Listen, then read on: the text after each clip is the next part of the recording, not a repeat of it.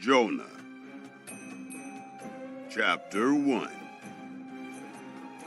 Now Yahweh's word came to Jonah, the son of Amittai, saying, Arise, go to Nineveh, that great city, and preach against it, for their wickedness has come up before me. But Jonah rose up to flee to Tarshish from the presence of Yahweh. He went down to Joppa and found a ship going to Tarshish.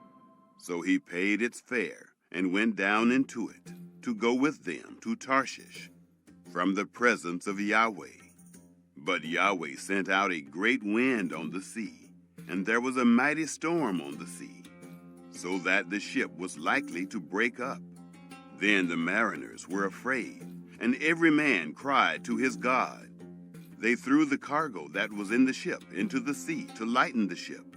But Jonah had gone down into the innermost parts of the ship, and he was laying down and was fast asleep. So the shipmaster came to him and said to him, "What do you mean, sleeper? Arise, call on your God. Maybe your God will notice us, so that we won't perish." They all said to each other, "Come, let's cast lots, that we may know who is responsible for this evil that is on us." So they cast lots, and the lot fell on Jonah. Then they asked him, "Tell us, please, for whose cause this evil is on us? What is your occupation? Where do you come from? What is your country? Of what people are you?" He said to them, "I am a Hebrew, and I fear Yahweh, the God of heaven, who has made the sea and the dry land." Then the men were exceedingly afraid and said to him, "What have you done?" For the men knew that he was fleeing from the presence of Yahweh, because he had told them. Then they said to him, "What shall we do to you, that the sea may be calm to us?" For the sea grew more and more stormy. He said to them, "Take me up and throw me into the sea. Then the sea will be calm for you. For I know that because of me, this great storm is on you." Nevertheless, the men rowed hard to get them back to the land, but they could not, for the sea grew more and more stormy against them. Therefore they cried to Yahweh and said, "We beg you, Yahweh, we beg you, don't let us die for this man's life, and don't lay on us innocent blood. For you, Yahweh, have done as it pleased you." So they took up Jonah and threw him into the sea, and the sea ceased its raging. Then the men feared Yahweh exceedingly, and they offered a sacrifice to Yahweh and made vows. Yahweh prepared a great fish to swallow up Jonah, and Jonah was in the belly of the fish 3 days and 3 nights. Chapter 2. Then Jonah prayed to Yahweh, his God, out of the fish's belly. He said, "I called because of my affliction to Yahweh. He answered me. Out of the belly of Sheol I cried. You heard my voice, for you threw me into the depths, in the heart of the seas. The flood was all around me. All your waves and your billows passed over me. I said, I have been banished from your sight, yet I will look again toward your holy temple. The waters surrounded me, even to the soul. The deep was around me. The weeds were wrapped around my head. I went down to the bottoms of the mountains. The earth barred me in forever. Yet have you brought up my life from the pit, Yahweh, my God.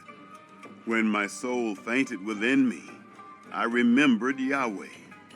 My prayer came into you, into your holy temple. Those who regard lying vanities forsake their own mercy, but I will sacrifice to you with the voice of thanksgiving. I will pay that which I have vowed. Salvation belongs to Yahweh. Then Yahweh spoke to the fish, and it vomited out Jonah on the dry land.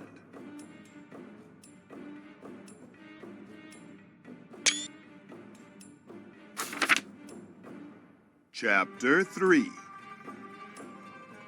Yahweh's word came to Jonah the second time, saying, Arise, go to Nineveh, that great city, and preach to it the message that I give you. So Jonah arose and went to Nineveh, according to Yahweh's word. Now Nineveh was an exceedingly great city, 3 days' journey across. Jonah began to enter into the city a day's journey, and he cried out and said, In 40 days Nineveh will be overthrown. The people of Nineveh believed God, and they proclaimed a fast, and put on sackcloth, from their greatest even to their least. The news reached the king of Nineveh, and he arose from his throne, and took off his royal robe, covered himself with sackcloth, and sat in ashes. He made a proclamation, and published through Nineveh, by the decree of the king and his nobles, saying, Let neither man nor animal, herd nor flock, taste anything. Let them not feed, nor drink water, but let them be covered with sackcloth, both man and animal. And let them cry mightily to God. Yes, let them turn everyone from his evil way, and from the violence that is in his hands. Who knows whether God will not turn and relent, and turn away from his fierce anger, so that we might not perish? God saw their works, that they turned from their evil way. God relented of the disaster which he said he would do to them, and he didn't do it. Chapter 4. But it displeased Jonah exceedingly, and he was angry. He prayed to Yahweh and said, Please, Yahweh, wasn't this what I said when I was still in my own country? Therefore I hurried to flee to Tarshish, for I knew that you are a gracious God, and merciful, slow to anger, and abundant in loving kindness, and you relent of doing harm. Therefore now, Yahweh, take, I beg you, my life from me, for it is better for me to die than to live. Yahweh said, Is it right for you to be angry? Then Jonah went out of the city, and sat on the east side of the city, and there made himself a booth, and sat under it in the shade, until he might see what would become of the city. Yahweh God prepared a vine, and made it to come up over Jonah, that it might be a shade over his head, to deliver him from his discomfort. So Jonah was exceedingly glad because of the vine. But God prepared a worm at dawn the next day, and it chewed on the vine, so that it withered.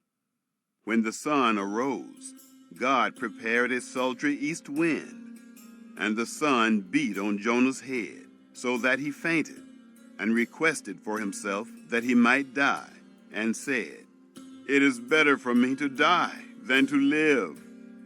God said to Jonah, Is it right for you to be angry about the vine? He said, I am right to be angry, even to death. Yahweh said, You have been concerned for the vine, for which you have not labored, neither made it grow, which came up in a night, and perished in a night. Shouldn't I be concerned for Nineveh, that great city, in which are more than 120,000 persons, who can't discern between their right hand and their left hand, and also much livestock? Micah. Chapter